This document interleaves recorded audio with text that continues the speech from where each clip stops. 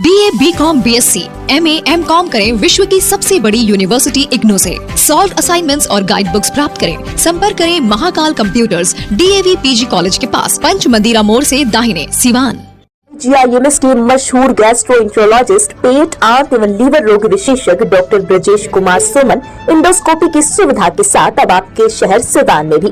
पता है JP nursing home, अड्डा नंबर 3 के पास, अस्पताल रोड, सिवान। इस वक्त हम सिवान के ऐसे जगह पे हैं कि सिवान का कोई भी सांसद या विधायक हुआ वो इस जगह पे राजनीति करते क्या, यानी कि हम सिवान के SKG शुगर मिल के कैंपस में हैं। शुगर मिल का ये एरिया है और अब इसे नीलाम कर दिया गया है। यहाँ का जो भी मटेरियल था उसे नीलाम किया गया। जो लोग थे खरीद करके यहाँ से ले गए। जो दीवार खड़े थे उन तमाम दीवारों को अब तोड़ दिया गया है और सरकार के द्वारा पूरा ज़मीन जो है वो एक्वायर कर लिया गया। देखिए ये पूरी तस्वीर चारों तरफ से देखिए किस तरह से सरकार के तरफ से जिला प्रशासन के आला अधिकारियों के देखरेख में पूरे ज़मीन को जो है कि एक्वायर कर लिया गया। लेकिन यही वो जगह है जिस जगह पे सिवान के जो लोग भी नेता हुए वो इस पे राजनीति करते रहे। लेकिन इसी मिल के नीलामी के बाद एक ऐसी तस्वीर बयां कर रही है कि बिहार में कितनी बेरोजगारी है।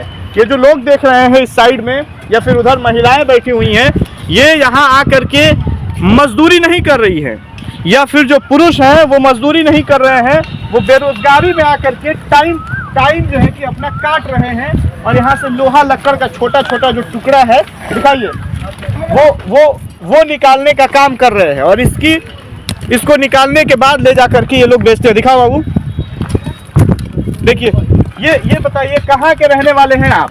मखदूम सराय इसका टोली, मखदूम सराय से। मखदूम सराय। अच्छा ये बताइए कि कितना इसमें से लोहा निकल जाता है दिन भर में? दिन भर में 10 किलो 15 किलो निकल जाता है। कितने का बेचते हैं? 30 रुपया किलो। 30 रुपया किलो बेचते हैं। अच्छा, जब तक मिल खड़ा था, टूटा नहीं था, नीलाम नहीं हुआ था, उसके पहले कैसे खर्चा चलता था? उसके पहले ठेला चलाते हैं, राशन वासन तो मिलता नहीं है। नहीं मिलता है। नहीं मिलता। बेरोजगारी है बिहार में, इस चीज को बहुत रोजगारी है। चलिए देखिए ये बहुत सारे लोग हैं, छोटे छोटे बच्चे भी हैं, लोगों से बातचीत करेंगे। चाचा ये बताइए कि आप कहाँ से रहने वाले हैं? सिवान मखदूम सराय नहीं रहेगा रे तुम। ये बताइए कि कितने का लोहा दिन भर में निकल जाता है? यही बहुत लोग, हम लोग मियाँ बीवी काम करते हैं तो 500-600 रुपए के। अच्छा, और इसके पहले क्या काम करते थे? बस ठेला वाला चलाते हैं। ठेला चलाते हैं। राशन वगैरह मिलता है सरकार की तरफ से? नहीं हमको मिलता है, कोई के बहुत आदमी के 20 किलो भी मिलता है।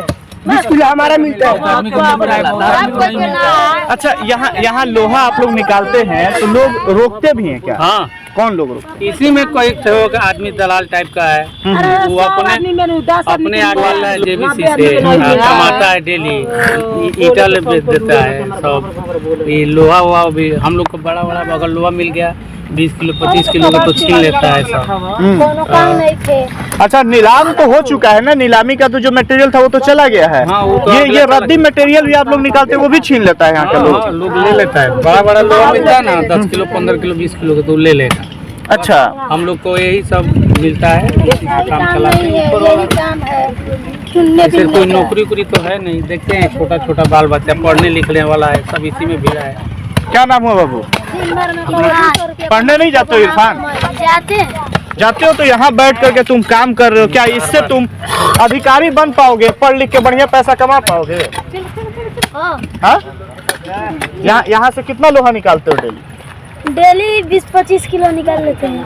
अच्छा, बेच करके क्या करते हो पैसा का? नशा करते हो? नहीं। तुम नशा करते हो जी? हम क्या नशा करते हैं? हम कुछ नहीं करते, पढ़ते लिखते। इसमें दांत दिखाओ तो देखिए, इसका दांत देखिए एकदम चमक रहा है। नशा नहीं करते? नहीं करते, कुछ नहीं खाते। कितना साफ झूठ बोल रहे हैं। हम झूठ नहीं बोलते हैं। दांत दिखाओ तो नजदीक में आकर जाइए, दिख रहा है। गाना गाते हो? हाँ, गा के सुनाओ। गाना गाओ तो। कौन गाना? कोई गाना। नीचे के भाई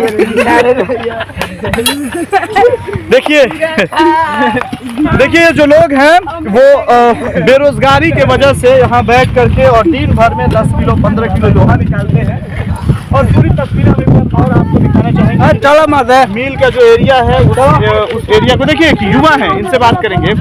ये देखिए पूरा मिल का जो एरिया है उसे अब एक्वायर कर लिया गया है। अब देखना ये दिलचस्प होगा कि सरकार यहाँ क्या कुछ बेहतर कदम उठाती है। लेकिन हालांकि ये चीज़ देखा जाता है कि सिवान का एक ऐसा शुगर मिल था जिसके ऊपर सिवान के सांसद और विधायक की नज़र पड़ती थी, तब पड़ती थी जब चुनाव आते थे, जनसंपर्क यात्रा शुरू होता था, बड़ी बड़ी सभाएं होती थी।